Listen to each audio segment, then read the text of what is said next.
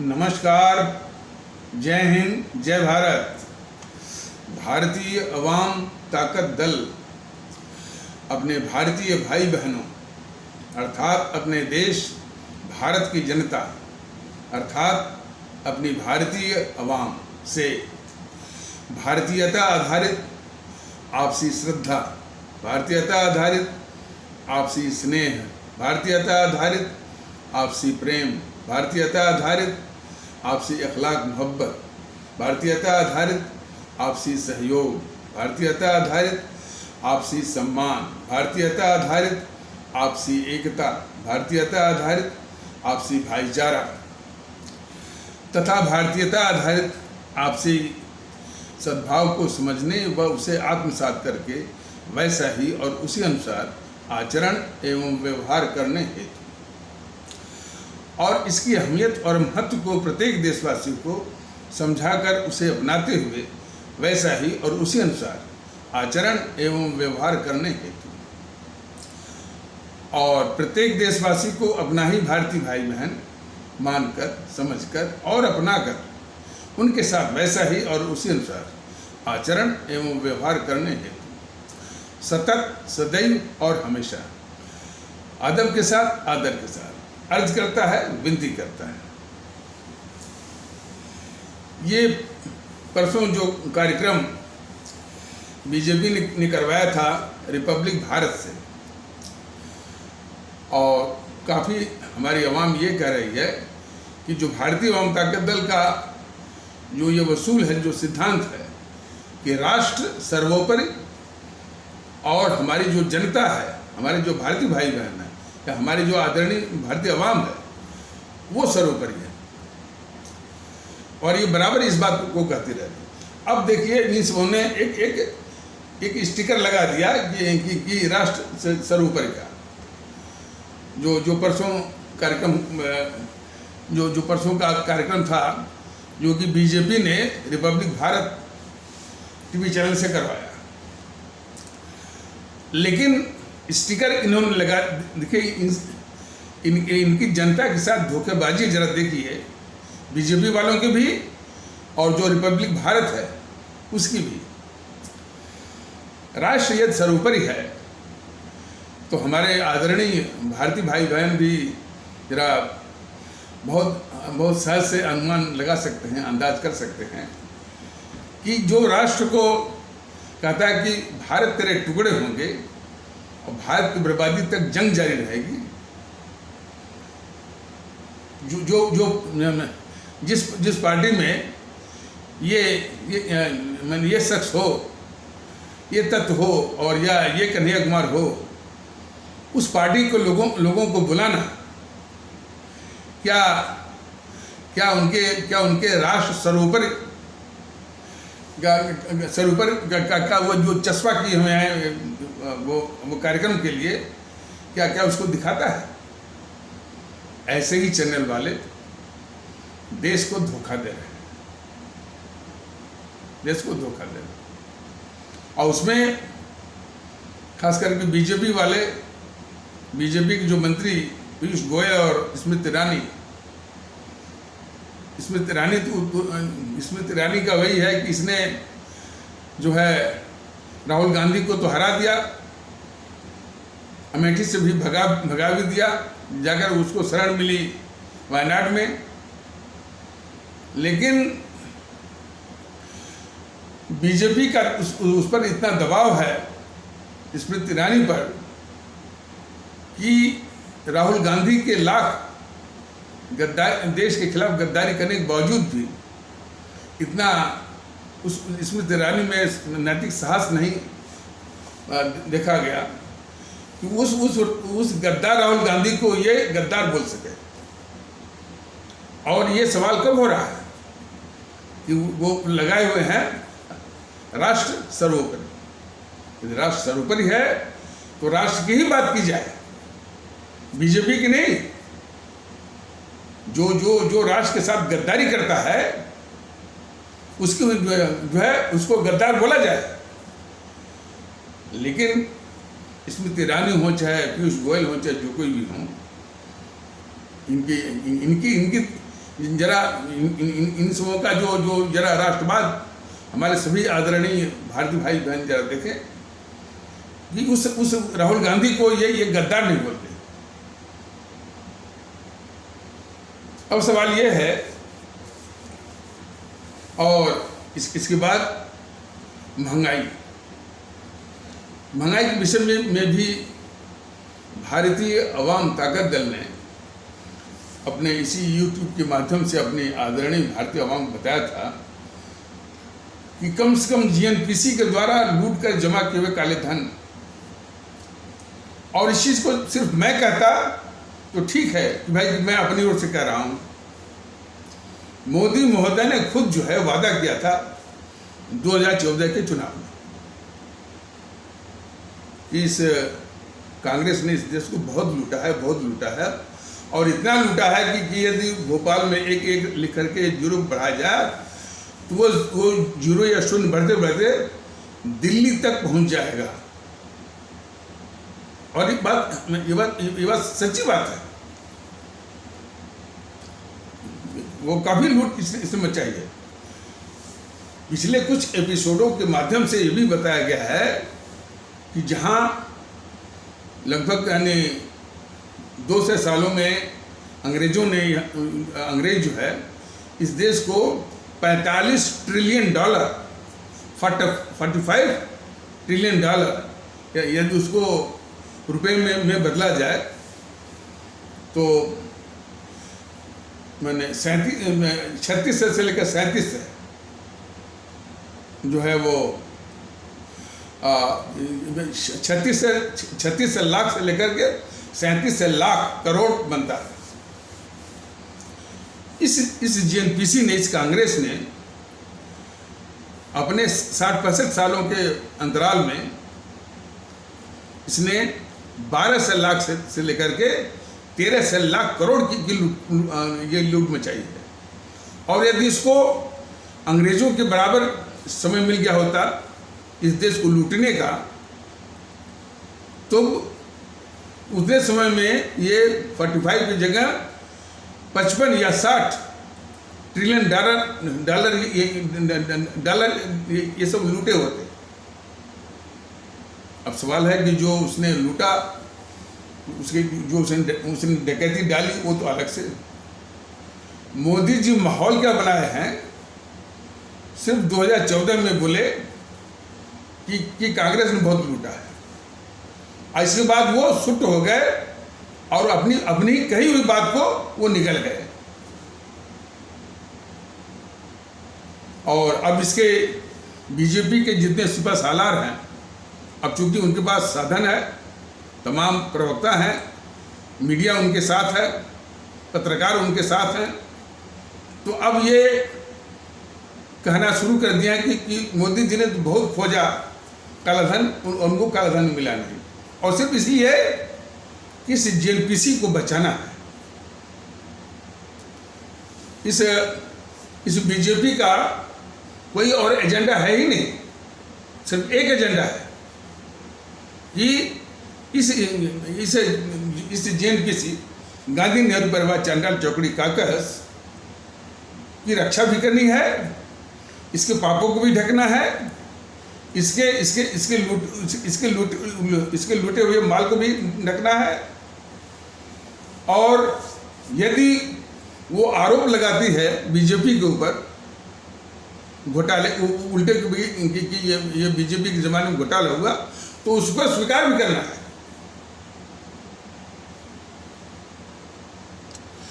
हमारे आदरणीय भारतीय भाई बहनों, हम तो आप लोगों के सामने जो भी सच्चाई है, और सच्चाई रखने का एक मकसद ये है कि बस एक ही मकसद है कि जितनी भी समस्याएं हैं, जितनी समस्याएं और जो भी दुख आपका है,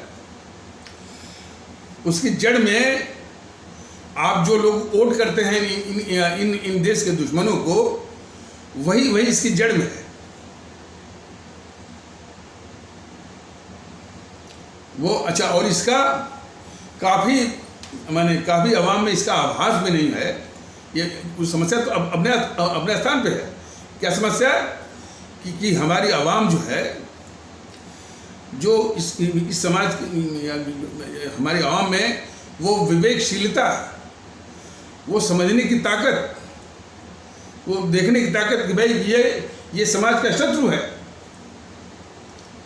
और ये क्या भला करेगा। देखिए इक्का दुक्का से कोई नज़ीर नहीं बनती है, लेकिन जो उस पार्टी का जो नेतृत्व है उसकी करतूतों पर गौर करने की बात है। तो ये सब जो समाज के शत्रु हैं, और जब ये कहा जाता है कि समाज के शत्रु हैं तो हर तरह से शत्रु हैं। बताइए, देश का संविधान बनने के बाद भी जातिवाद चलाना, क्या ये देश के शत्रु नहीं है? देश का संविधान लागू होने के बाद भी नीतीश कुमार जैसे लोग ये कहें कि जातिवाद हकीकत है, यह देश के शत्रु नहीं है। तो देश के शत्रुओं को यदि आप सत्ता में भेजेंगे, वोट करेंगे और फिर उन्हीं के पापों को भुगतेंगे, और हथियार तो आपके पास है। तो इसीलिए भारतीय जनता दल बस यही बता रहा है कि एक तो आप अपने को भारतीय नागरिक मानिए, भारतीय मानिए। जो आपको जो ये हकीकत है कि आप क्या भारतीय नागरिक के अलावा आपको सिखाते पढ़ाते हैं कि नहीं आप कुर्मी हैं, तो आप निषाद हैं, तो आप भूमिहार हैं, तो आप ठाकुर हैं, तो पंडित हैं। निश्चित रूप से मानिए, चाहे वो व्यक्ति हो, चाहे कोई संगठन हो, चाहे पार्टी हो, चाहे इसके आधार पर वो जो वोट आपसे छीनना चाहता हो, निश्चित रूप से आपको मानना होगा कि यह इस समाज का शत्रु है। और उसके अलावा भी इस देश को एकता की कितनी ज़रूरत है, कितना बिखराव है, कितना विखंडन है हमारे समाज में, ये कितनी बड़ी चिंता की बात है। और जरा सा ध्यान दीजिए, कोई भी पार्टी, चाहे बीजेपी हो, चाहे जेएनपीसी हो, चाहे कम्युनिस्ट वाले हों, देश में बिखराव पर जरा भी जो है ये बात नहीं करते। और क्या इनका मन पाखंडी इनका चरित्र है। जिन्होंने देश को तोड़ा, जिन्होंने पाकिस्तान बनवाया, और पाकिस्तान जिन्होंने देश को तोड़ा और उसी तिथ को इन सबों ने आज़ादी का नाम दे दिया कि ये आपके लिए आज़ादी है। देश को तोड़ करके सत्ता हथियाई इस गद्दार जवाहरलाल नेहरू ने, और उसको नाम दे दिया कि यह आज़ादी का दिवस है। और मोदी जैसे पाखंडी लोग भी है 15 अगस्त को ही जो है वो आज़ादी के दिवस को मनाते हैं, और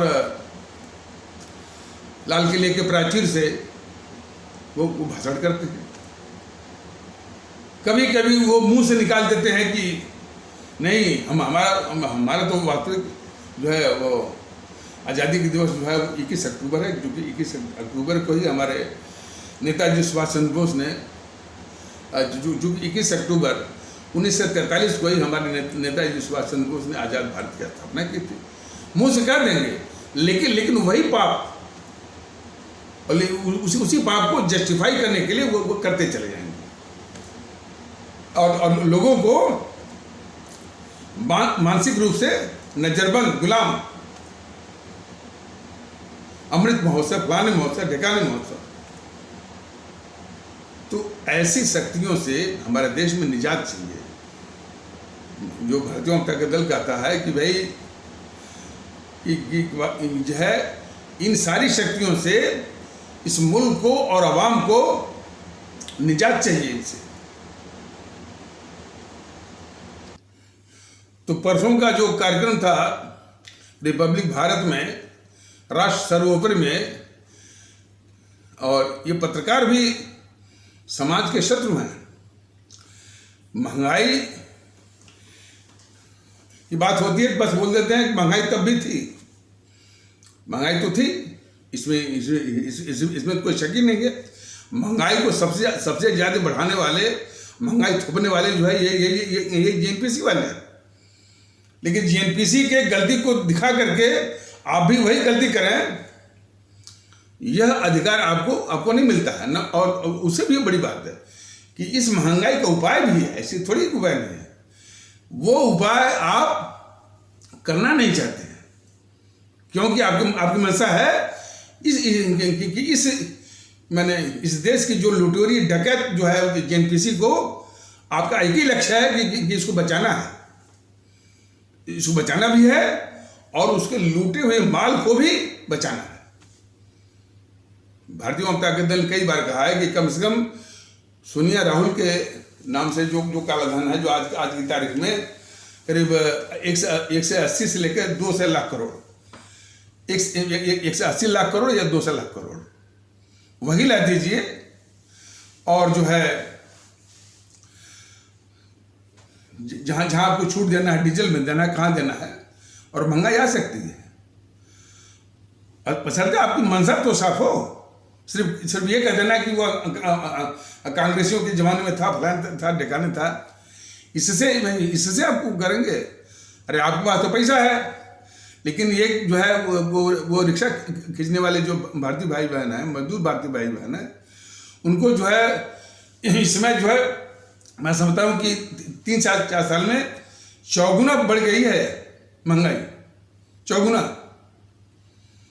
तो आप पर तो असर नहीं होगा, आपके पास तो गलत पैसे आ रहे हैं, लेकिन जो मजदूर है, जो रिक्शा वाला है, क्या क्या क्या क्या क्या क्या आप जिस तरह से आंकड़ा पेश करते हैं, गणित पेश करते हैं, आपके आंकड़ों को खाएगा। लेकिन ये सब मैंने टू द कोर धोखेबाज हैं देश के, झूठ बोलने वाले।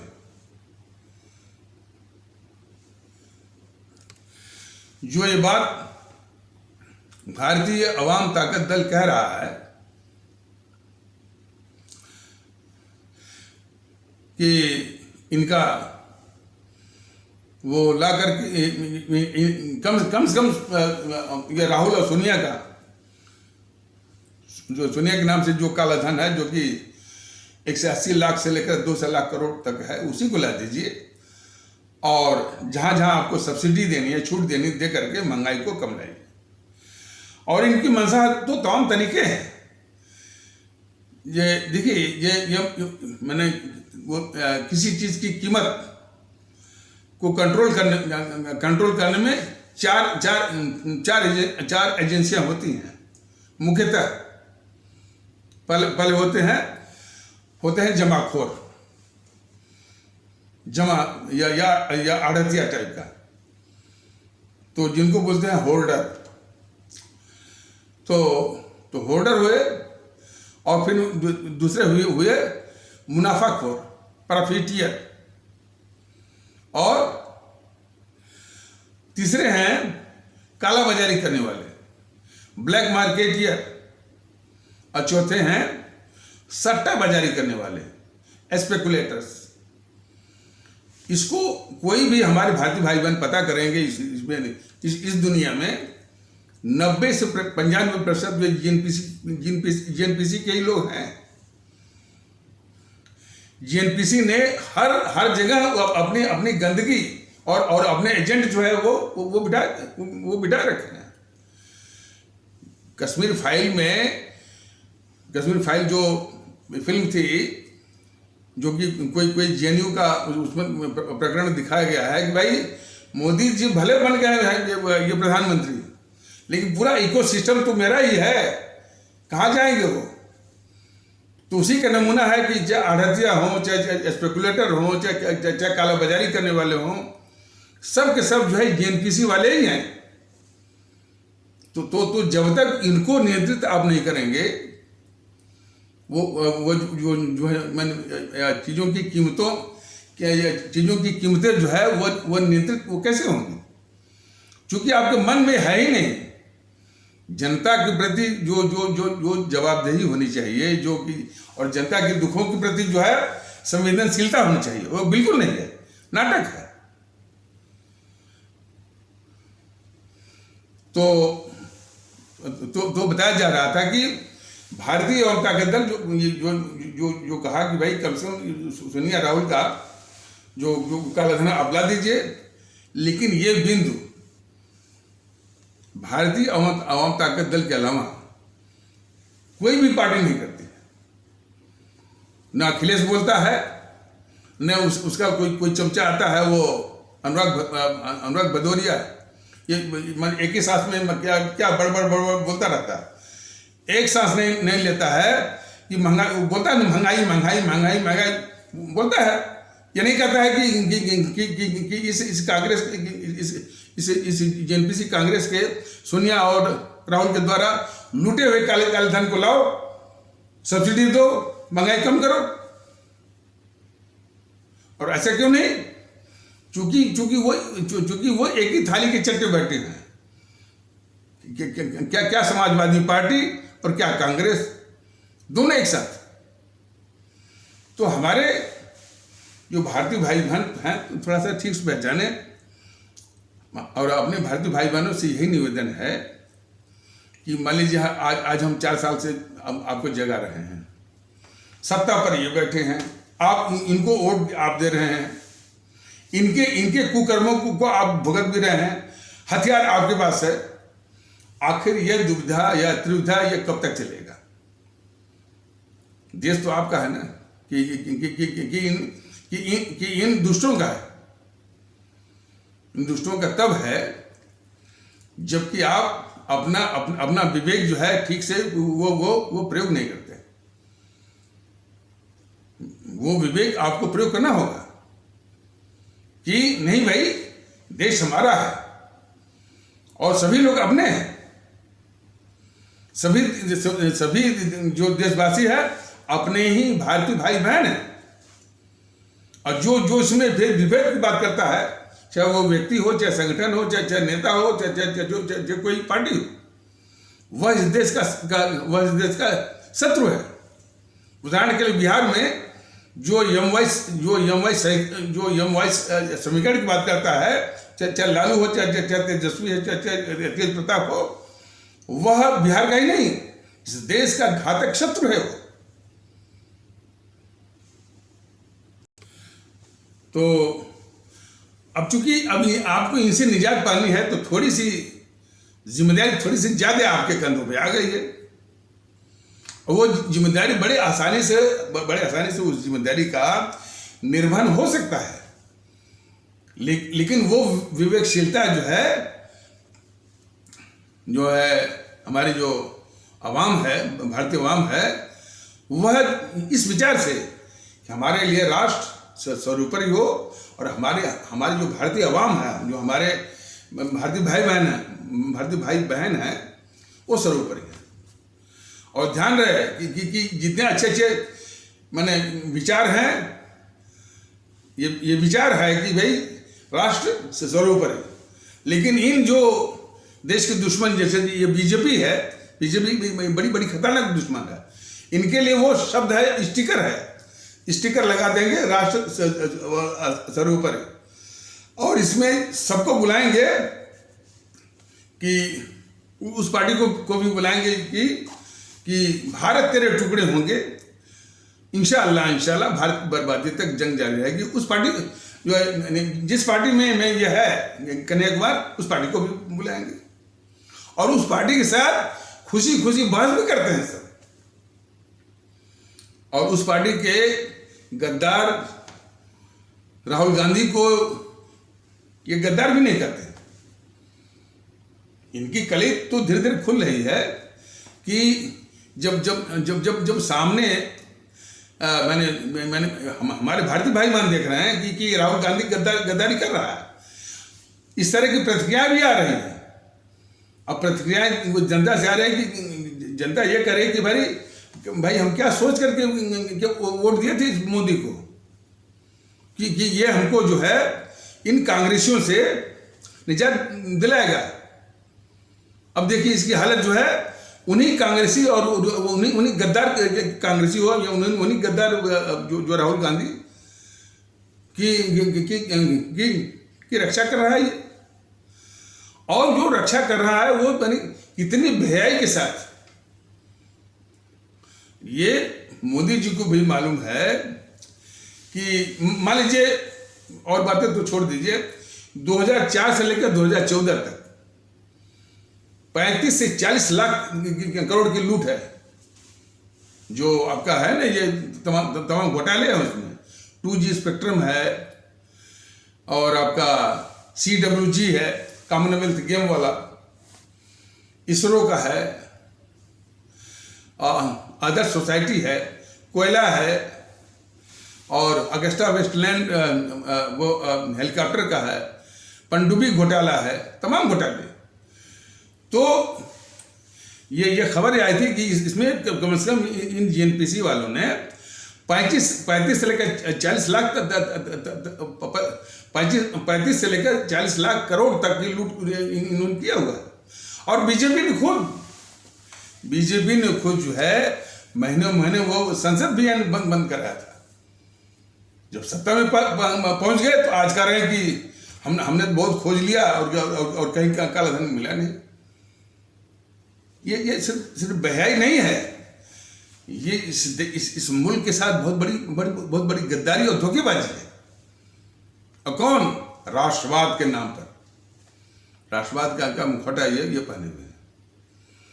तो इससे सावधान रहने की जरूरत है कि ये जो हमारे देश के लिए जो कीमती जो विचार हैं, तो इन विचारों से इनको कुछ लेना देना नहीं है। उनके शब्दों का स्टिकर बना करके वो झूठ मूठ का अपने ही पापों को छिपाने का एक षड्यंत्र जो है वो या स्वांग ये रचते हैं बीजेपी वाले। क्या इनके लिए राष्ट्र सर्वोपरि है? मोदी जी के लिए राष्ट्र यानी सर्वोपरि है? खुद बताएं। और जो देश के दुश्मन जो है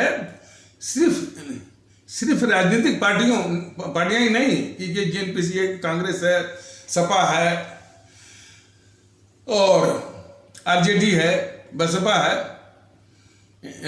NCP, अकाली और शिवसेना इत्यादि है। तो यही सब देश के दुश्मन नहीं है। बौद्धिक वर्ग में इसमें बौद्धिक वर्ग में भी इस देश के शत्रु हैं, मीडिया में भी हैं, पत्रकारों में हैं। पत्रकारों को आप देख लीजिए, ये पत्रकार जो है जिन कभी भी देश की यानी 1% भी देश की बात नहीं करते हैं, सिवाय जिनकी पार्टियों के अंधभक्त होते हैं उसी की ये भटेती करते हैं। कि जैसे प्रदीप सिंह है, बीजेपी ने यहाँ पटखनी, बीजेपी ने कांग्रेस को यहाँ पटखनी दे दिया, यहाँ पटखनी दे दिया, मजबूत हो रही है मोदी जी, ये बस यही बात। तो ये राष्ट्रवादी है प्रदीप सिंह जैसे लोग। प्रदीप सिंह हुए, हर्षवर्धन त्रिपाठी हुए, DK दुबे हुए, मनीष ठाकुर हुए, क्या ये राष्ट्रवादी है? और इनमें तो कुछ गनीमत भी है। दूसरी ओर जो ये कुनबा है, रवीश कुमार और दूसरी ओर रवीश कुमार, अभिषेक शर्मा और उसी NDTV का और भी है, निधि राजदान, निधि कुलपति, संकेत उपाध्याय, अखिलेश शर्मा और श्रीनिवासन जैन, और न्यूज़ 24 के जो हैं वो संदीप चौधरी, मानक गुप्त हैं, पुण्य प्रसून वाजपेयी और अजीत अंजुम। विनोद दुआ तो खैर मर गया। और फिर इसके बाद जो है बरखा दत्त, शेखर गुप्त, आरफा खानम, राणा आयूब, सैला रशीद, सुरा भास्कर, राहुल कंवल, उर्मिलेश, ओम थानवी और साइड बाय साइड और भी शुरू हुए हैं, मुकेश कुमार, अमरीश कुमार, आलोक जोशी, शीतल पी सिंह करके कोई है, एनके सिंह, प्रभु चावला, और वो हिंदुस्तान टाइम्स का एक आता है कोई संपादक वो विनोद शर्मा,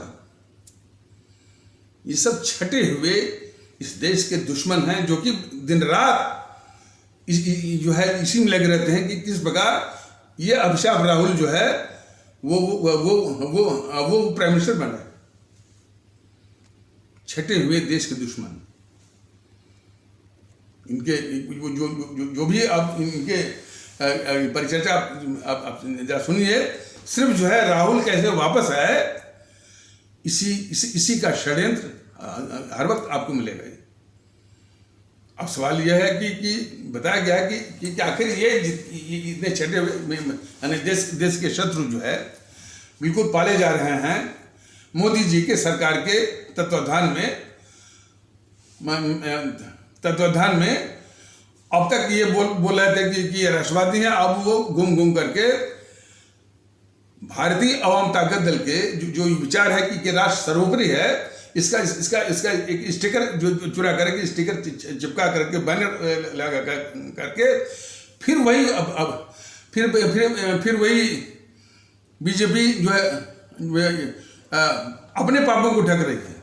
और बीजेपी का क्या पाप है कि वह एनपीसी के पापों को ढकती है। तो हमारे भारतीय भाई बहन जरा ठीक से पहचाने इनको कि इनको न तो राष्ट्र से मतलब है, न तो देश से मतलब है, और न देश की संस्कृति से मतलब है। इनको मतलब है सत्ता से। तो इसलिए जो कहते हैं कि नेशन फर्स्ट जो है, इनके लिए कभी भी नेशन फर्स्ट नहीं है, हमेशा इनके लिए सत्ता फर्स्ट है। और सत्ता के लिए ये कुछ भी कर सकते हैं। सत्ता के लिए यानी यदि देश के दुश्मनों को उनका विनाश करने के बजाय उनको पालना भी पड़े तो उनको पाला जाए। ये है सिद्धांत मोदी जी का। और तो शायद उनके दिमाग पर असर न पड़ता हो। ये तो गुजरात में बोलते थे कि यदि कोई मेरी आलोचना करता है या हम पर पत्थर मारता है तो हम उन पत्थरों को सीढ़ी बना लेते हैं। पता नहीं ये विचार जो है अब इस देश को बहुत ही दुख दे रहा है। एक तो इतनी बड़ी भ्रष्ट और डकैत और लुटेरी पार्टी जो है, इनको उल्टा कहती है कि उनको उल्टा आरोप लगाती है मोदी जी के ऊपर कि चौकीदार चोर है। अब बड़े आराम से उस आरोप को स्वीकारते हैं, खुशी और साहस। क्यों स्वीकारते हैं? कि ये अपने उस काम को पूरा करने के लिए भाई हमको जेएनपीसी को बचाना है।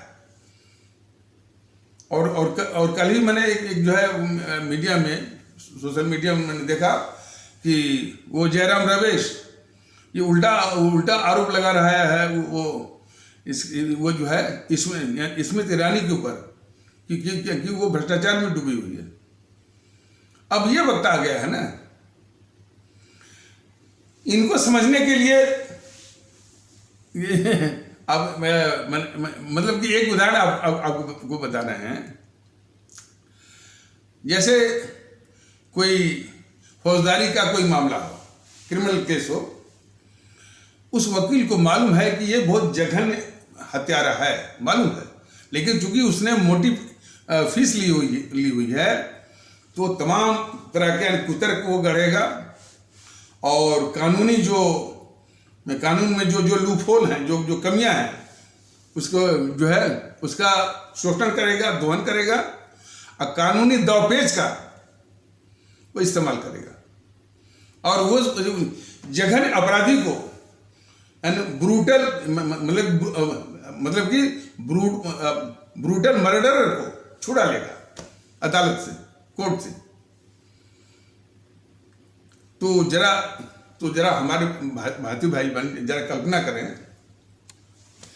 कि एक जघन्य अपराधी यानी जघन्य हत्यारा को वो वकील जो है कितना कुतर्क गढ़ता है और कितने कानूनों का जो है वो कानूनी दावपेचों का इस्तेमाल करता है और कानून में जो कमियां हैं, जो लूप होल्स हैं, उसका वो शोषण करता है और अपने माने जघन हत्यारे को वो छुड़वाता है।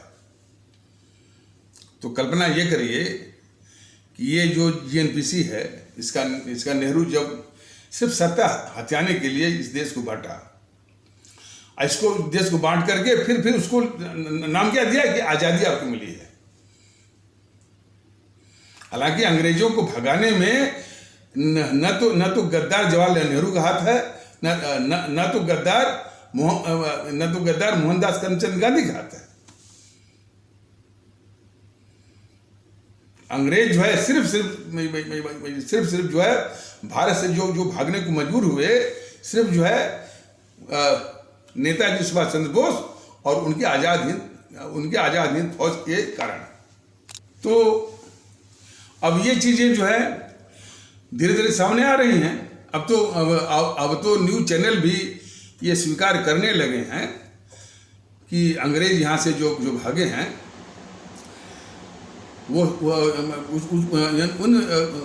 उनके भागने के पीछे एकमात्र कारण रहा है हमारे नेताजी सुभाष चंद्र बोस और उनकी आजाद हिंद फौज।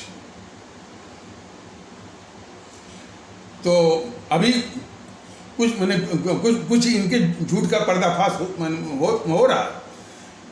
पूरा झूठ अभी बाकी है पर्दाफाश होने को। यानी सत्ता हत्या करके, देश को बांट करके, 25 से 30 लाख लोगों को मरवा करके सत्ता पर काबिज हुआ और इतनी तबाही के, बर्बादी के मंजर पर उसको इस गद्दार नेहरू ने नाम दे दिया आज़ादी का। उसको इस गद्दार नेहरू ने नाम दिया ट्राइस्ट विथ डेस्टिनी, यानी सौभाग्य के साथ आमना सामना, साक्षात्कार, मिलन। तो इतना तो सही कहा कि सौभाग्य के साथ साक्षात्कार तो उस गद्दार नेहरू का हुआ। उसका भाग्य ही खुल गया, जो कि हर तरह से वो जो है कुपात्र था। प्रधानमंत्री बनने के लिए वो हर तरह से जो है वो कुपात्र था। और ये सिर्फ मैं ही नहीं, एक भी कांग्रेसी जो है उस गद्दार जवाहरलाल नेहरू के पक्ष में उसे प्रधानमंत्री बनाने के पक्ष में नहीं था। लेकिन जब उसको सत्ता मिली तो निश्चित रूप से बोलेगा कि ट्राइस्ट विथ डेस्टिनी, सौभाग्य के साथ आमना सामना, या सौभाग्योदय, उसको भाग्य का उदय हो गया। लेकिन देश का क्या हुआ? देश का क्या हुआ? देश 2 टुकड़ों में बटा, 25 से 30 लाख लोग मारे गए, 3 करोड़ से ऊपर हमारे भारतीय भाई बहनों के घर उजड़े। इसको किसी भी हालत में आज़ादी का दिवस नहीं कहा जा सकता। लेकिन देखिए मोदी जी बराबर, मोदी जी जो है इन सारे देश के गद्दारों के पापों को ढकते भी हैं और राष्ट्रवादी भी बने हुए हैं। मोदी महोदय ने सार्वजनिक रूप से कहा भी था कि हमारा वास्तविक जो है वो आज़ादी के दिवस जो है वो 21 अक्टूबर है, जो कि 21 अक्टूबर 1943 को ही हमारे सुभाष चंद्र बोस ने सिंगापुर में या अंडमान में वो आज़ाद भारत की स्थापना की थी। ये कहने के बाद भी 21 अक्टूबर को आज़ादी का सम्मान देने के लिए तैयार नहीं है। तो कितने छली और कपटी और झूठे हैं ये मोदी महोदय, ये देखने की जरूरत है। ये जितने तथ्य जो है भारतीय जनता दल अपने आवाम के सामने रख रहा है, अब ये हर्षवर्धन त्रिपाठी उसमें से कुछ शब्दों को चुरा करके एक गलत माहौल वो बना रहा है।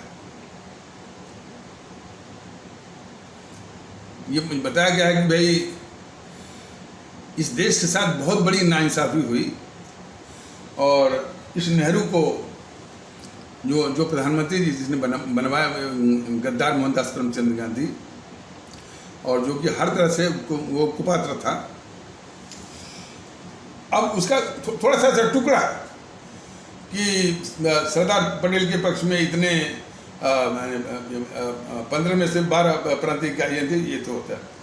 अरे असल मुद्दा तो है भाई, जब उनके पक्ष में पूरी कांग्रेस थी तो ये इक्का दुक्का छोड़ करके और नेहरू के पक्ष में कोई नहीं था, तो मुद्दा तो यह है कि भाई किस प्रकार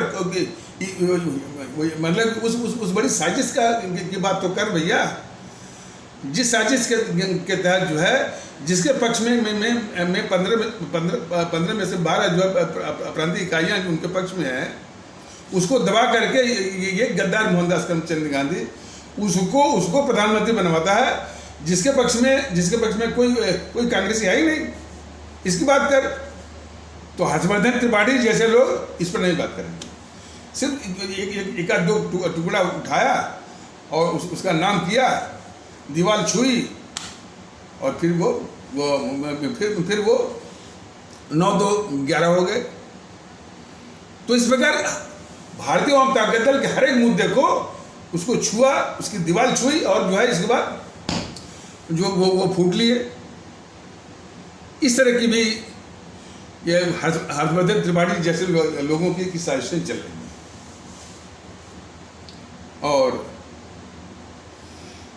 देखिए, जो भी भारतीय जनता दल जो भी परिश्रम कर रहा है अपने आदरणीय भारतीय भाई बहनों से कह रहा है भाई इसका समाधान, इसका सलूशन आपके हाथ में है। लेकिन आप जो है अपनी विवेक क्षमता होता है ना, बोलते हैं कि नीरछिद विवेक वाला, तो ये इतना फर्क करना होगा कि कौन इस देश का शत्रु है और कौन इस देश का वो हितैषी है।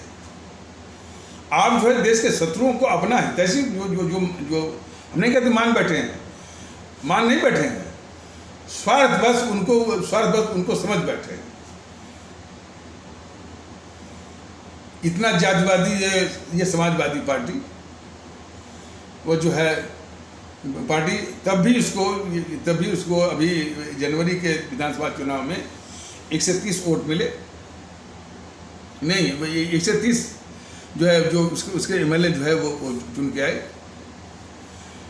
तो क्या यह देश के लिए वो कलंक नहीं है? और ये भी कलंक नहीं है कि किन लोगों ने इस समाजवादी पार्टी को वोट किया।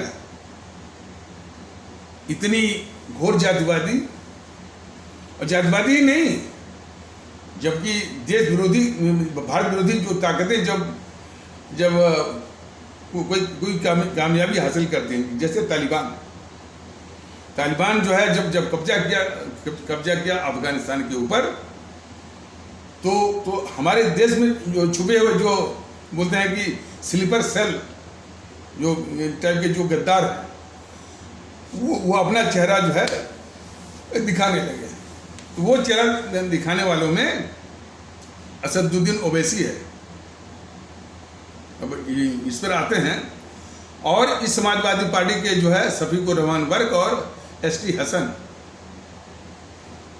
अब सवाल है कि समाजवादी पार्टी के शफीकुर रहमान वर्क या एसटी हसन जो है अपने आप बोले होंगे, जरूर जो है इस मामले में वरद हस्त रहा होगा अखिलेश जी का। तो ये अखिलेश महोदय जैसे लोग, यानी भारत विरोधी, देश विरोधी, तालिबान समर्थक, यानी इस तालिबान समर्थक की सीमा तक जाकर के देश विरोधी जो है वो यानी गतिविधि चलाना। ये अखिलेश महोदय जो है कितने आतंकवादियों के खिलाफ जो है वो केस चल रहा था, उनके खिलाफ चलते हुए केस को जो है वापस लेने के लिए ये इलाहाबाद हाईकोर्ट में अर्जी लगाए। और इलाहाबाद हाईकोर्ट की जो लखनऊ बेंच है उसने वो डांट लगाई, लताड़ लगाई इस सरकार को कि आपको क्या अधिकार बनता है कि जिन आतंकवादियों के खिलाफ केस चलाए और आप केस वापस लें। तो बस स्वतः ये हमारे देश के लोग समझते हैं कि यह आतंकवादियों के साथ में है। देखिए, हमारे इस्लाम आस्था वाले भारतीय भाई बहन उनको सोचना पड़ेगा कि ये अखिलेश जैसे लोग जो है हमारे इस्लाम आस्था वाले भारतीय भाई बहनों की हितैषी नहीं है। ये आतंकवादियों के रहनुमा हैं, तालिबान के समर्थक हैं। और मैं नहीं समझता हूँ कि यदि इतनी समझ हमारे भारतीय भाई बहनों में आ जाए तो समाजवादी पार्टी को जो है वो 130 या 125 एमएलए के स्थान पर उसको 0 एमएलए ही नहीं, 0 वोट मिलता उसको। तो बाकी तो पार्टियां जो है वो बस बरगलाती हैं। तो और उसी तालिबान का समर्थक ये भी था, असदुद्दीन ओवैसी।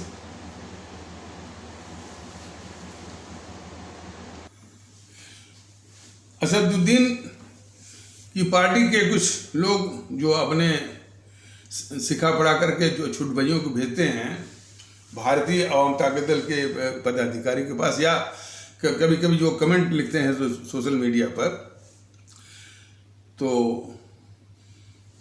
असदुद्दीन ओवैसी कहते हैं कि ये यूट्यूब वाले सर जो है के कारण जो है यानी हम हमारे समाज के लोग में हमारी जो है हमारा समर्थन जो है बहुत कम हो गया है।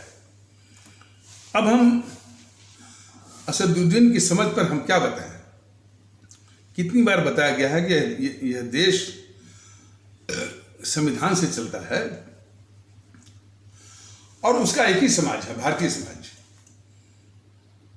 ये जितने बोलते हैं कि हमारा समाज, असदुद्दीन बोलता है हमारा समाज, ओमप्रकाश राजभर बोलता है हमारा समाज, संजय निषाद बोलेगा कि हमारा समाज, अनुप्रिया पटेल बोलेगी हमारा समाज। ऐसे कहने वाले भारतीय समाज के घोर शत्रु हैं। समाज एक ही है, समाज एक ही है। और खास करके ये असदुद्दीन ओवैसी कहता है कि हम जो है वो वकील हैं। कैसा वकील है भाई? कोई भी वकालत की जो पढ़ाई करता है तो भारत के संविधान को पढ़ना पड़ता है। और भारत का संविधान खोलिए, प्रस्तावना में पहली ही लाइन है कि हम भारत के लोग।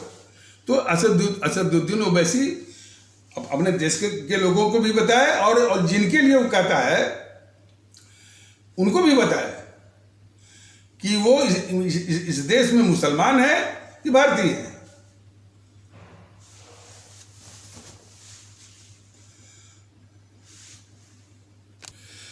अब तक तो ये था भाई, ठीक भाई, जानकारी थी या नहीं थी, और उसी से भ्रम में मामला चल रहा है। जब बार बार बताया जा रहा है कि हमारे देश में जितने भी देशवासी हैं, चाहे वो किसी भी पंथ को मानने वाले हैं, पंथ उनका निजी मामला है, व्यक्तिगत मामला है, जाति मामला है, और उसको जातीय तौर पर उसको निभाएं, लेकिन जो उनका सामाजिक और राष्ट्रीय जो जीवन है वो भारतीय है। इतनी सी बात को समझने और उसको अनुसार बर्ताव करने में इतनी दिक्कत हो रही है। और सीधी सादी और असपाट बात। और अब इसका बराबर ये सब ये बीजेपी वाले और खासकर कांग्रेस वाले जो है बस दिन रात यूट्यूब वाले सरकार की काट खोजनी है। कौन से काट आप खोजेंगे भाई? भारतीय आवाम ताकत दल बात करता है देश में भारतीय एकता की, तो भारतीय एकता की काट क्या हो सकती है बताइए ना।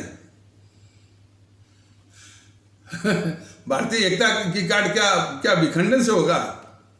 विखंडन तो आप करते ही हैं। जनता आप समझ रहे कि भाई देश विखंडन से कमजोर होगा, इसलिए आप देश के दुश्मन हैं, देश के शत्रु हैं। आपको समर्थन न दिया जाए तो भारतीय आम ताकत दल अपने भारतीय भाई बहनों को संविधान के अनुसार हमारे जो अमर शहीद हैं, जैसे हमारे सुभाष चंद्र बोस हैं, भगत सिंह हैं, चंद्रशेखर आज़ाद हैं, उनकी कुर्बानियों की बात, उनकी शहादत की बात से देश में, पूरे देश में और अपने भारतीय भाई बहनों में देशभक्ति का भाव, राष्ट्रभक्ति का भाव और अवाम परस्ती का भाव जगाने के लिए, भरने के लिए कोशिश कर रहा है।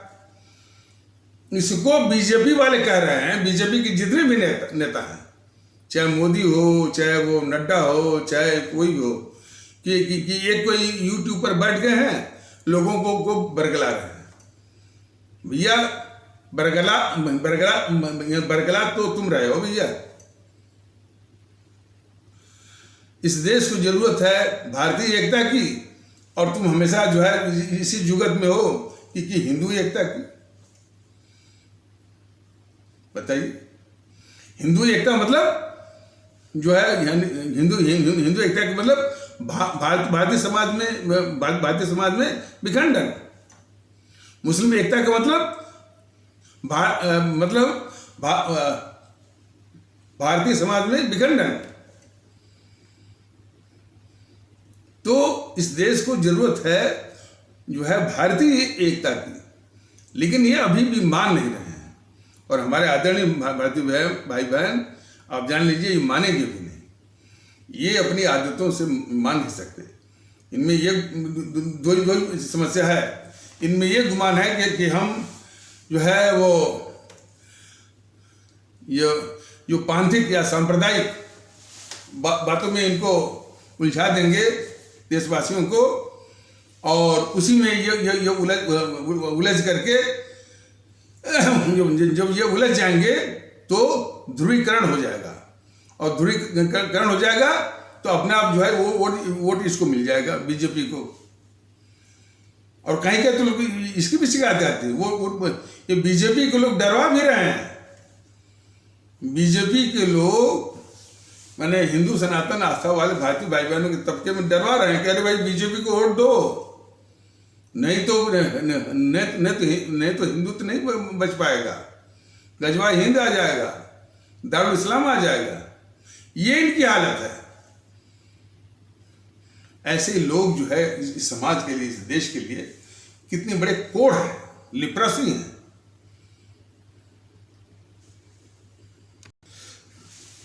जिस प्रकार भारतीय अवाम ताकत दल के राष्ट्र सरोवर विचार की नकल करने के लिए इन्होंने राष्ट्र सरोवर का विचार नहीं शब्द, उसके वाक्य उठा करके चिपका करके वही हरकत की, देश विरोधी हरकत की।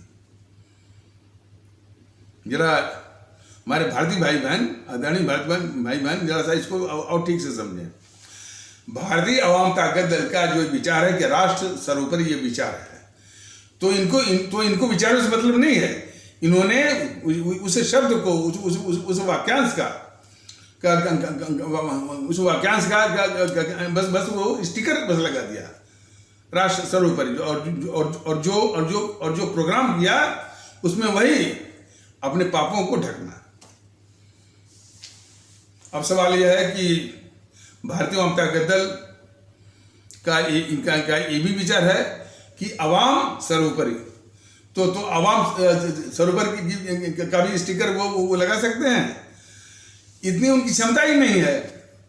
जब अवाम सर्वोपरि की बात आएगी तो ये तो बात आएगी कि पहले अवाम में जो है वो जो भेदभाव आप करते हैं, हिंदू, मुस्लिम, बंगाली और तमिल और पंजाबी, जब इसको हटाएंगे तब ने जो है ये तब ने इसका विचार आ गया कि भाई अवाम सर्वोपरि। तो ये अपने करतूतों से खुद इतनी दुविधा में खुद जीते हैं, और हमारे भारतीय भाई बहनों को दुविधा में जीने के लिए उनको शिकार बनाते हैं। जैसे मैंने कहा ना कि बीजेपी बीजेपी का क्या है, न इसको राष्ट्रवाद से मतलब है, न इसको सांस्कृतिक राष्ट्रवाद से मतलब है, न इसको देश से मतलब है। बस इसको मतलब है सत्ता से। सत्ता का ये जो है वो सौदागर है, सत्ता का कीड़ा है, और उसी के लिए जो है तमाम स्टिकर लगा हुआ है राष्ट्रवाद का।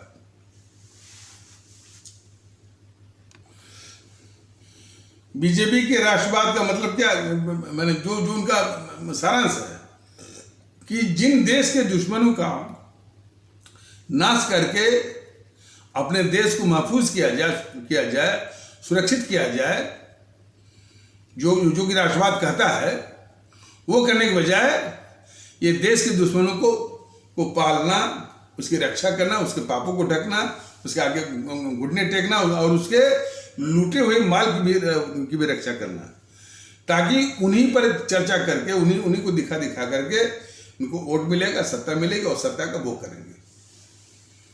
तो हमारे आदरणीय भारतीय भाई बहन जरा समझे ना कि ये कितने राष्ट्रद्रोही हैं, भारतद्रोही हैं।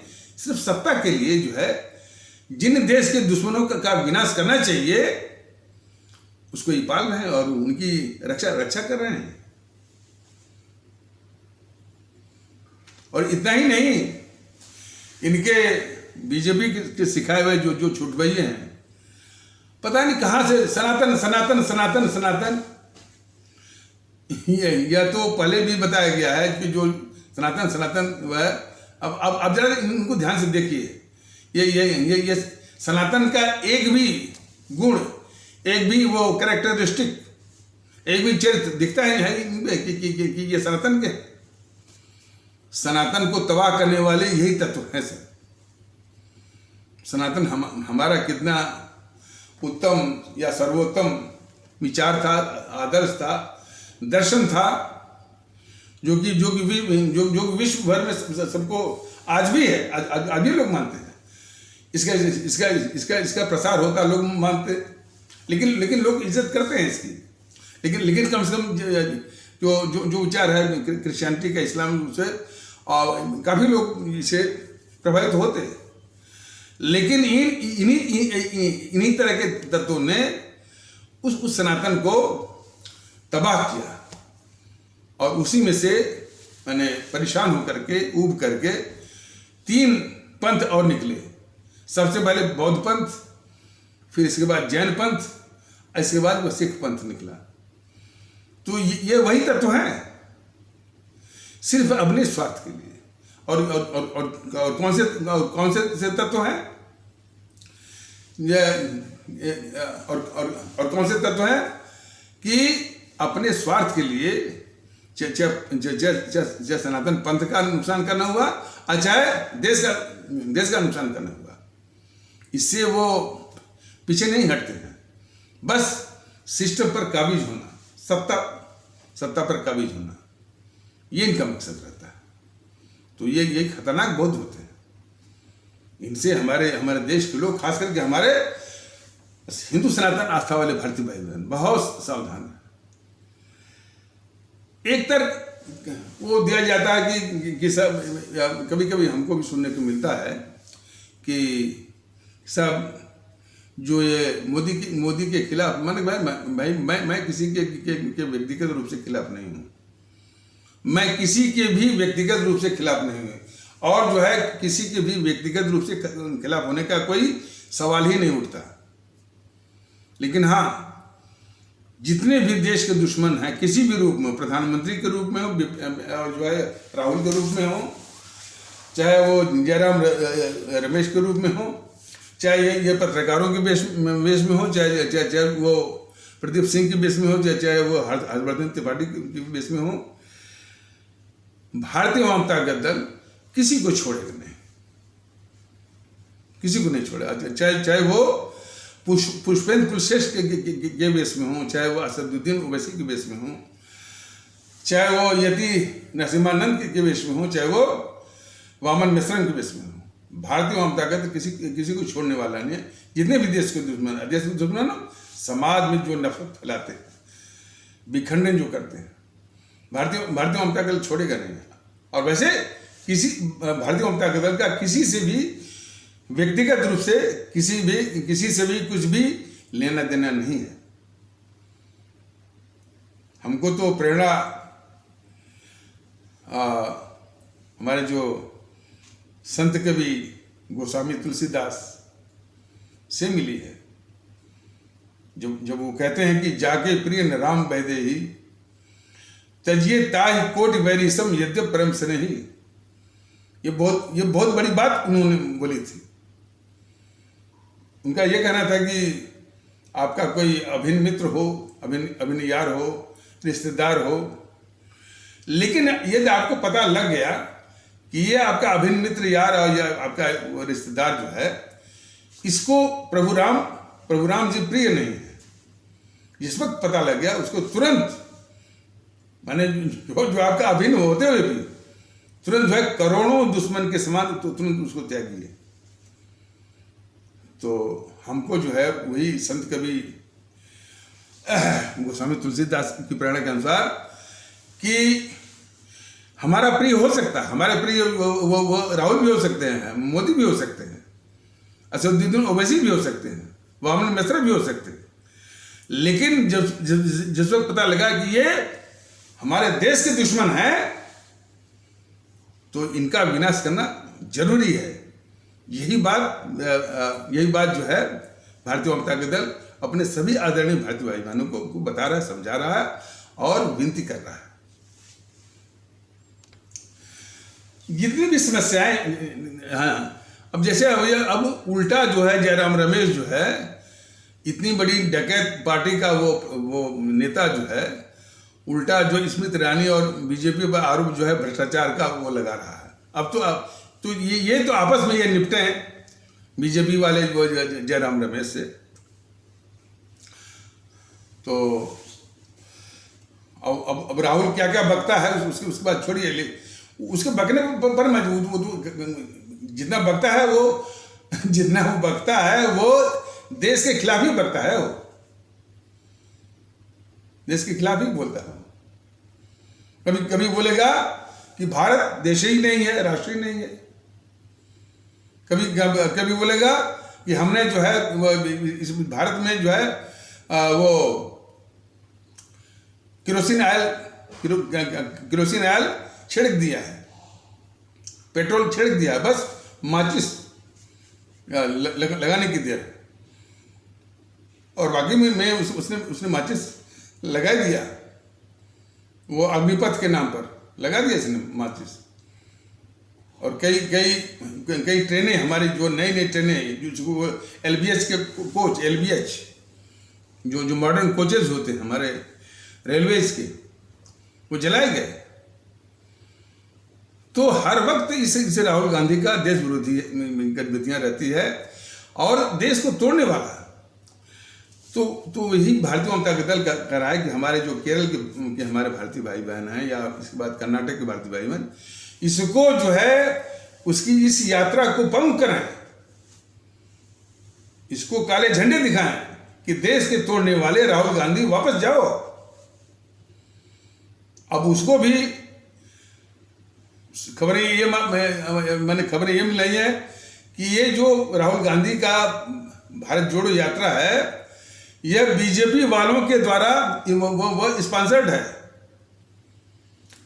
उन्होंने ही पूरी वो सुविधा दिया है, पूरी सहूलियत दिया है। और हमको भी आशंका है इसमें कोई इसमें कोई असत बात नहीं दिखती है। बीजेपी किस प्रकार राहुल गांधी को माने सहूलियत देती है, सादा करती है, इस गद्दार राहुल गांधी को देश देख रहा है। इसीलिए बीजेपी वाले इस राहुल को गद्दार नहीं बोलते हैं। देश के न तो गद्दार, न तो देश को तोड़ने वाला, ये सब नहीं बोलेंगे। क्या बोलेंगे? 51 वर्ष का बच्चा।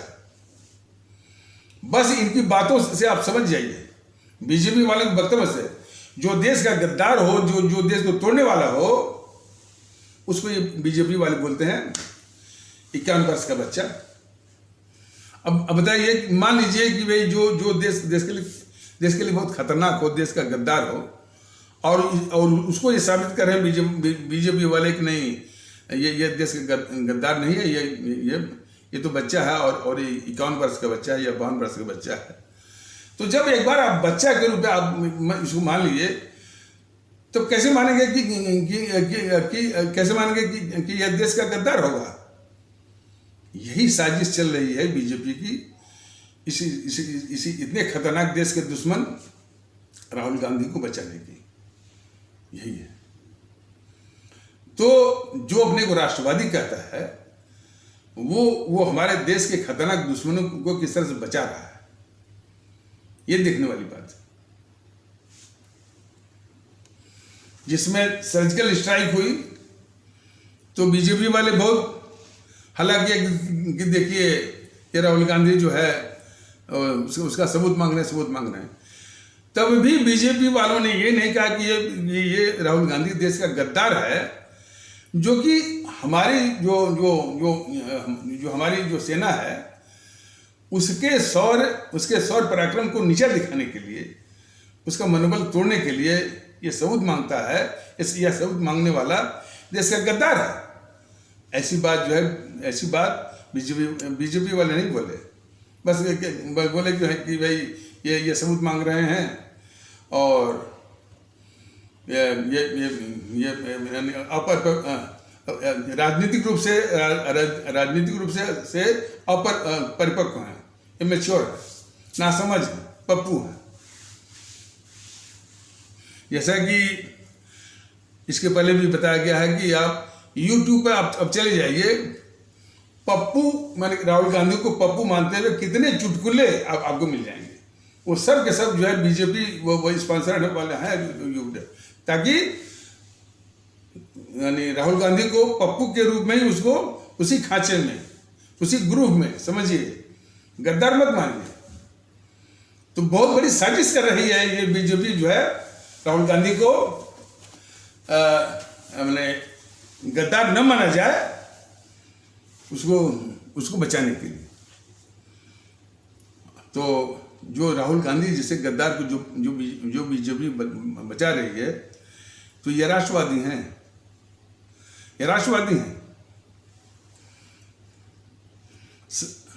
और एक बात और कि इनकी बीजेपी वालों की जो कुंडली कब जागती है, जब कोई इस्लाम आस्था वाला भारतीय भाई बहन मिल जाता है।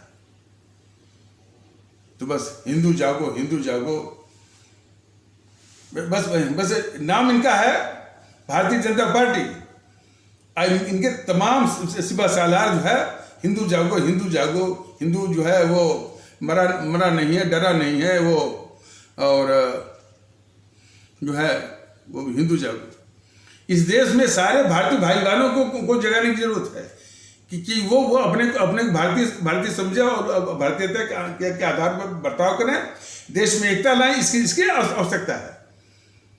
उसके खिलाफ ये देश के दुश्मन बीजेपी वाले कराएं कि हिंदू जागो।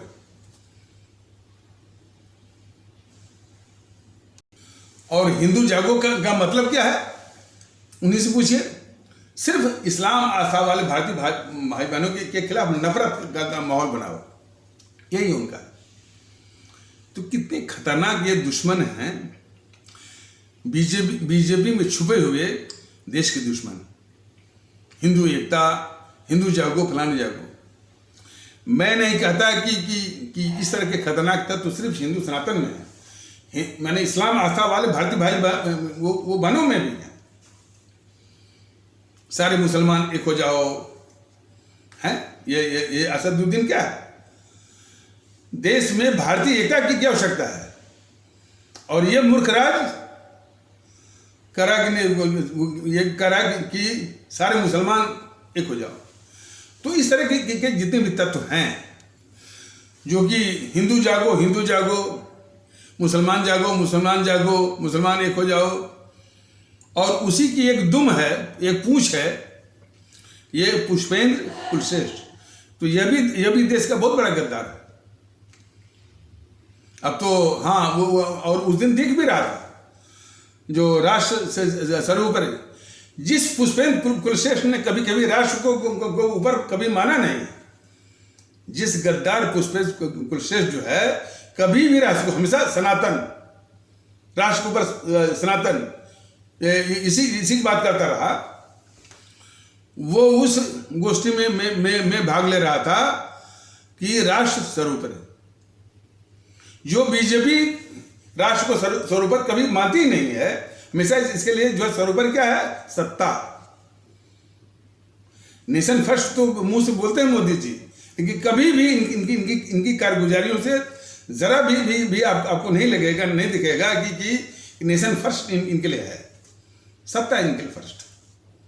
लेकिन हाँ, रिपब्लिक भारत से मिलकर के भारतीय अवाम ताकत दल का वो माने राष्ट्र सर्वोपरि वाला विचार चुराने के लिए तो विचार तो नहीं चुरा सकते हैं। ये विचार चुराएंगे तो फिर उसी विचार के अनुसार जो है आपको आचरण भी करना पड़ेगा, देश भी पूछेगा। तो थोड़ा सा नाटक जो है कर दिया और जो है इसी स्टिकर या इसी हेडिंग के इसी स्टिकर या इसी हेडिंग की राष्ट्र सर्वोपरि है, इसी यानी रिपब्लिक भारत के जरिए बीजेपी ने अपने सारे पापों को ढका। लेकिन हमारे आदरणीय भारतीय भाई बहनों, ये पूरा जो इनकी इतनी हिम्मत बनी है झूठ बोलने की और आपके सामने बिल्कुल हमेशा पाखंड करने की, आपको धोखा देने की, जो भी है, उनको ये भरोसा है कि आपकी जो मानसिकता है अभी भी देश के प्रति उतनी संवेदनशीलता नहीं आई है। भारतीय जनता दल ने तो कुछ जगाने की कोशिश की है, कुछ जाग रहा है, लेकिन हम वही कहना चाहते हैं कि आप जो है आप शुरुआत यहाँ से कर सकते हैं कि भाई हम ठाकुर नहीं हैं, हम ब्राह्मण नहीं हैं, हम जो है हम यादव नहीं हैं, और हम जो है मैंने जो है वो जो शेड्यूल कास्ट भी नहीं है, दलित भी नहीं है, बंगाली नहीं है, हम पंजाबी नहीं है, हम तमिल नहीं है, हम भारतीय हैं। ये एहसास जिस दिन आपका हो जाएगा, सारी समस्याओं का समाधान यहीं से शुरू होगा। और चूंकि इसी के भाव में सारी समस्याओं की जड़ यही है। जड़ इसलिए है कि इन देश विरोधी ताकतों को ये भरोसा है, पूरा विश्वास है कि आप इसी में फंसे रहेंगे। बहुत सीधी बात, ये हमारा जो मुल्क है, जो हमारा राष्ट्र है, वो भारतवर्ष है। इसलिए बात सिर्फ भारतवर्ष की होगी, भारतीयता की बात होगी और भारतीय विचारों की होगी, न तो हिंदू की होगी, न तो मुस्लिम की होगी, न तो ईसाई की होगी, न तो सिख की होगी। बिल्कुल सीधी और सपाट बात। किसी का पंथ है, उसकी आजादी है, लेकिन व्यक्तिगत रूप से।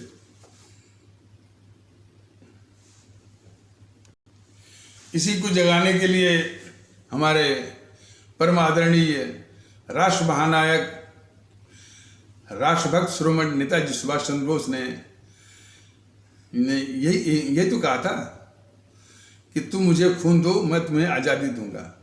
लोगों में कुर्बानी, त्याग, बलिदान की भावना आनी चाहिए, तभी वो आज़ादी को पाने का या आज़ादी को सुरक्षित रखने का अधिकार उनको कि वो नैतिक रूप से अधिकारी बन सकते हैं। और हमारे आदरणीय भारतीय भाई बहनों, त्याग बलिदान की भावना तो तभी आ सकती है जबकि व्यक्तिगत स्वार्थ का कोई भी तत्व आपके जहन में न हो, तभी त्याग की भावना, बलिदान की भावना, कुर्बानी की भावना, सेक्रीफाइस की भावना और देशभक्ति की भावना और अवमपरसी की भावना तभी आएगा जब व्यक्तिगत स्वार्थ का जो तत्व है या जो जहर है, मान लीजिए जहर है, वो पूर्ण रूप से जो है माने वहाँ पर ना हो, टोटली वो एब्सेंट हो। और व्यक्तिगत स्वार्थ जो है हमारे देश में अभी भी बहुत गहन रूप में व्याप्त है। ये जातिवाद जो है व्यक्तिगत स्वार्थ का ही एक रूप है। संप्रदायवाद भी जातिवाद का एक रूप है, भाषावाद भी व्यक्तिगत स्वार्थ का ही एक रूप है, क्योंकि जातिवाद से किसी भी जाति का अब तक कोई भला न हुआ है न होगा। इसीलिए तो भारतीय जनता दल कि वो नीतीश कुमार जैसे लोगों से को पहचानने की जरूरत है, जो शख्स ये कहता है कि जाति जो है एक हकीकत है। इस बेवकूफ को कोई आईना दिखाने वाला अब तक नहीं मिला। भारतीय जनता दल तो कह रहा है कि अरे मूर्खराज बेवकूफ, जिस संविधान का शपथ लेकर के तुम जो है 18 साल तक मुख्यमंत्री रहे, वो संविधान कहता है कि हम भारत के लोग हैं, जाति उसमें जाति की बात है ही नहीं। तुम कितना झूठ बोल रहे हो। तुम आईना दिखाने की आवश्यकता है उस नीतीश को, जिस संविधान की शपथ लेकर के वो 18 साल तक मुख्यमंत्री रहा। उस संविधान कहता है कि हम भारत के लोग हैं, हम किसी जाति विशेष के नहीं हैं। जाति तो खत्म हो गई, 26 जनवरी 1950 को ही खत्म हो गई पहचान के रूप में। लेकिन जहर के रूप में अभी भी नीतीश कुमार जैसे लोग जो है उसको बोल रहे हैं और अपने वोट और सत्ता की फसल को काट रहे हैं। लेकिन जो काट रहे हैं हमारे आपकी मानसिकता के आधार पर, तो चूंकि हम ही भुगतने वाले हैं और हम ही शिकार हैं और हमारे हाथ में मताधिकार का अमोघ अस्त्र है। इसीलिए भारतीय जनता दल बार बार आपसे निवेदन कर रहा है, जब समाधान यहीं पर है। ये है ना कि इन्होंने कहा कबीरदास ने कि कस्तूरी कुंडल बसे मृग ढूंढे बनमाए, ऐसे घट में पीऊ हैं दुनिया जाने ना है। उनका कहना है भाई अरे ईश्वर तो आपके अंदर है। आप तमाम जो है वो मंदिर मस्जिद और गुरुद्वारा कहाँ ढूंढते हैं, वो आपके अंदर है भैया। उसको महसूस करिए। ये वैसे ही है कि जैसे जो कस्तूरी जो है कस्तूरी उस मृगे की नाभ में ही है, लेकिन वो मृगा पूरे जंगल भर वो खोज मारता है, दौड़ मारता है। दौड़ते दौड़ते वो परेशान हो जाता है। तो वही बात है कि समाधान तो बस यही पर है कि भाई अमोघ असर आपके पास है। आप अपने वास्तविक पहचान पे आइए कि हम भारत के लोग हैं, और इस पहचान में जरा भी ये जहर और ये रोग मत लगाइए जाति का। और इस सारे दृष्टिकोणों को, सारी प्रवृत्तियों को कुचलने की जरूरत है। वो गाड़ियों पर आप देखते हैं कि राजपूत, ब्राह्मण, गुर्जर, यादव, तमाम गाड़ियां जाती हैं ना, स्कॉर्पियो फलान ढंगन, ये सब लिखवाते हैं। इन सारी गाड़ियों को जब्त किया जाना चाहिए। हालांकि ये योगी जी ने कुछ किया दिखावे के लिए, अरे यार ये बीमारी बहुत पुरानी है, बहुत गहन की है। जो भी अपने गाड़ी पर लिखवाता है कि अब ब्राह्मण है, फलान है, ब्राह्मण, राजपूत और गुर्जर और यादव, मैं तो कहता हूं कि गाड़ी भी जब्त हो और उनका जो लाइसेंस भी कैंसिल हो, तब ये जाएगा। जो जाति का जो नशा है यह देश को बहुत नुकसान कर रहा है। और अभी भी यही तो है, राजपूत दिखा करके हमारे उपेक्षित भारतीय भाई बहनों के साथ वो बढ़ने को तैयार नहीं होंगे और उन्हीं को चमार भी बोलेंगे। तो भारतीय जनता दल कह रहा है कि ये सब कुछ संभव हो जाए, लेकिन अब भारतीयता के आधार पर आपको एक होना पड़ेगा। और इन सारी ताकतों इनमें भेद मत करिए। बीजेपी और कांग्रेस में भेद मत करिए, सपा और आरजेडी में भेद मत करिए। इसको नष्ट में नाबूद करिए इस पर, ईवीएम पर। और यानी पहला चरण जो है, यानी समस्या के समाधान का पहला चरण। तो पहला चरण जो है आप आदरणीय भारतीय भाई बहन इसको निभाइए।